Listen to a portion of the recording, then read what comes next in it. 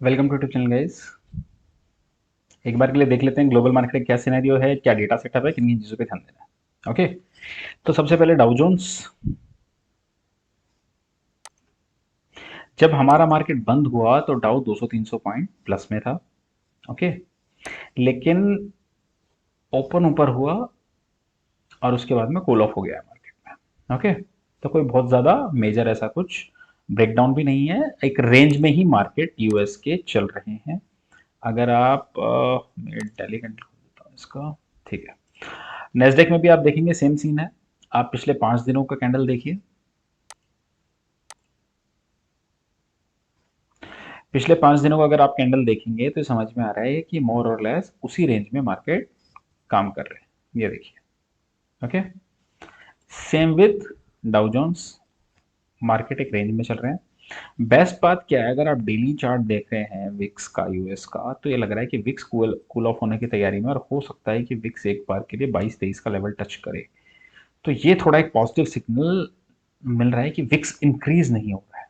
Okay, दिक्कत कहाँ है, डॉलर इंडेक्स, लेकिन इसमें भी वही हो रहा है कि एक रेंज में घूम रहा है। यहाँ से नीचे जाएगा तो इमर्जिंग मार्केट्स के लिए पॉजिटिव होगा। ओके, क्रूड का भी सेम सीन है। तो आप देखेंगे मोर और लेस जितने भी मार्केट्स हैं वो एक रेंज में हैं, या तो किसी ट्रिगर का वेट है या फिर बहुत वॉलेटिलिटी हो चुकी है तो उसके कूल ऑफ होने की तैयारी है। ओके, अब एक बार के लिए आ जाते हैं हम हमारे मार्केट पे।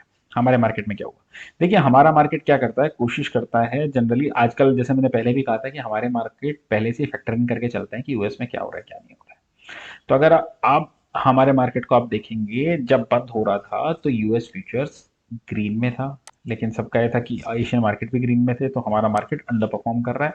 लेकिन आप देखिए मोर और लेस जाके फ्लैट ओपनिंग दी है, और यूएस मार्केट को भी आप देखेंगे तो यूएस मार्केट भी सारी गेन गिव अप करके फ्लैट हो चुका है। तो मुझे लगता है हमारे मार्केट ज़्यादा अच्छे तरीके से जज करते हैं कि यूएस में क्या होने वाला है। सो ये बात हो गई निफ्टी की। अब देखिए लेवल साफ निकल के आ रहा है निफ्टी पे। अगर आप डेली चार्ट्स पे देखेंगे, आप ये देखिए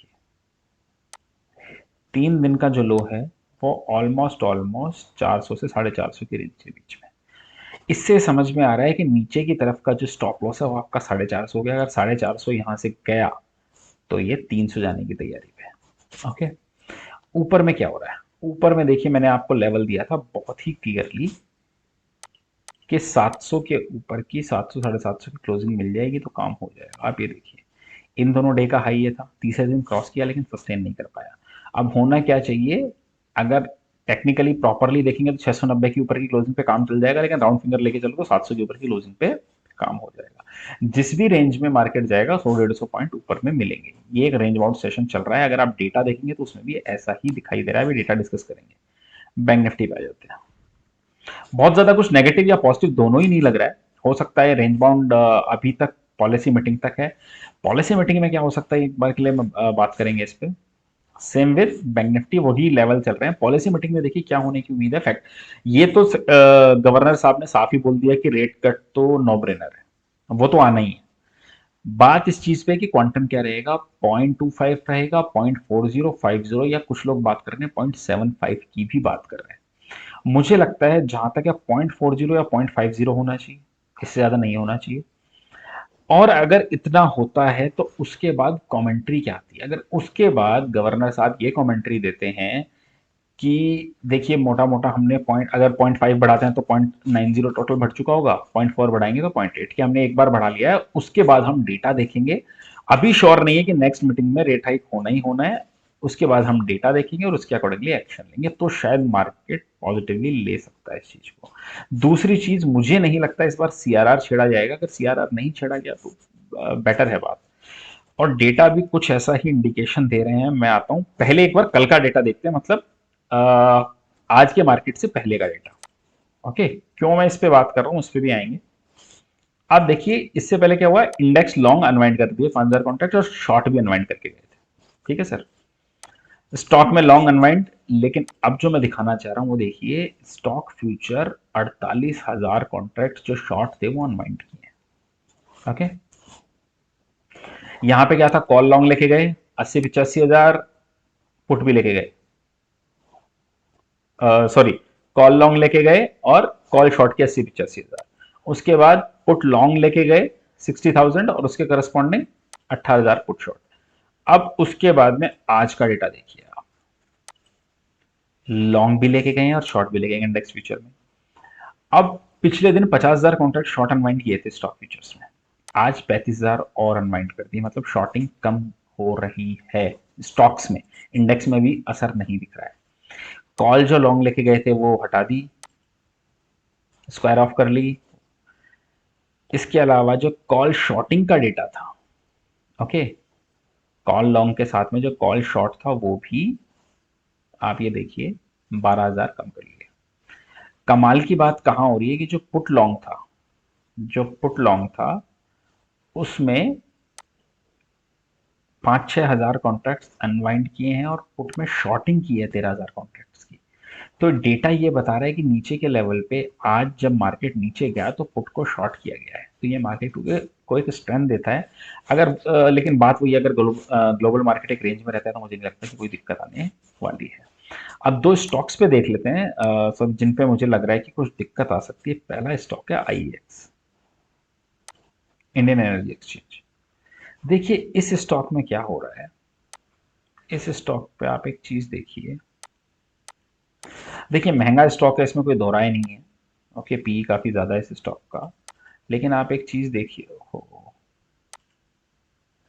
आप एक चीज देखिए, 2-3 बार ये जो लेवल्स थे 181 से 185 की जो रेंज थी उसको ये होल्ड कर रहा था, आज उसके नीचे जाके क्लोजिंग दी है। नीचे जाके जब क्लोजिंग दी है तो अब नीचे तक 150 रुपए तक, 150 रुपए तक कोई सपोर्ट नजर नहीं आ रहा है इस स्टॉक में।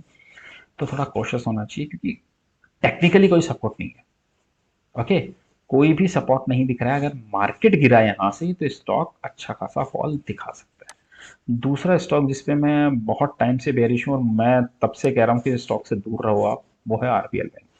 मुझे नहीं पता क्या हो रहा है क्या नहीं हो रहा है इस स्टॉक में और किस तरीके से लोग इसको लेके चल रहे हैं, लेकिन देखिए एक प्रीवियस इसका एक प्रीवियस इसका वॉल्यूम कैंडल दिखाना जरूरी है इसमें।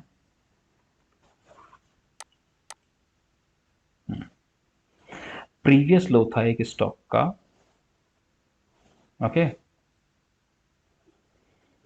आज आप देखिए जो 103 वाला, 105 वाला इसने जो लो बनाया था उसके नीचे जाके सस्टेन किया और काफी देर तक सस्टेन किया इस स्टॉक में उसके नीचे, ओके, नीचे से अच्छी रिकवरी आई क्योंकि बैंक निफ्टी भी रिकवर कर गया। लेकिन अगर आप देखेंगे तो ये बैंक निफ्टी को भी, अपने पेयर्स को भी, सारे स्टॉक्स को अंडर परफॉर्म कर रहा है, ओके। तो मुझे लगता है इस स्टॉक पे थोड़ा संभल के रहने की सबको जरूरत है।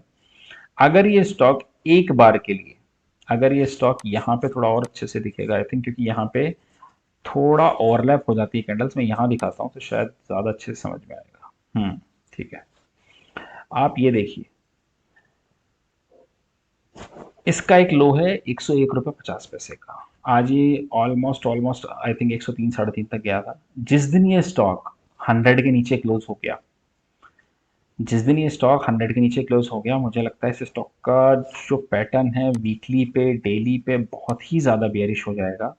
तो थोड़ा संभल के रहने की ज़रूरत है। देखिए कुछ हाई, मैं ये वीकली कैंडल्स अब देख रहा हूँ, कुछ हाई वॉल्यूम कैंडल्स बनी हुई हैं कुछ लेवल्स पे, ओके, और वो लेवल्स देखिए, अगर मैं वीकली पे देखता हूँ तो हाई वॉल्यूम कैंडल का लो था 124 का, जिसको तोड़ के नीचे सस्टेन कर रहा है। यहाँ पे जो कैंडल बनी थी इसका लो भी 129.30 का था, उसके भी नीचे सस्टेन कर रहा है। अगर वीकली पे आप देखेंगे तो इसका जो क्लोज है वो 104 105 का ही है। तो अगर मुझे लगता है वीकली में भी अगर क्लोजिंग 103 के नीचे की आ गई तो इस स्टॉक में दिक्कत है। तो इन दोनों स्टॉक्स पे मुझे लगता है थोड़ा आपको संभल के रहने की जरूरत है, ओके। आरबीएल में इंस्टेंटली नहीं दिख रहा है कुछ, लेकिन कुछ लेवल्स हैं जो ब्रेक हुए तो दिक्कत आ सकती है।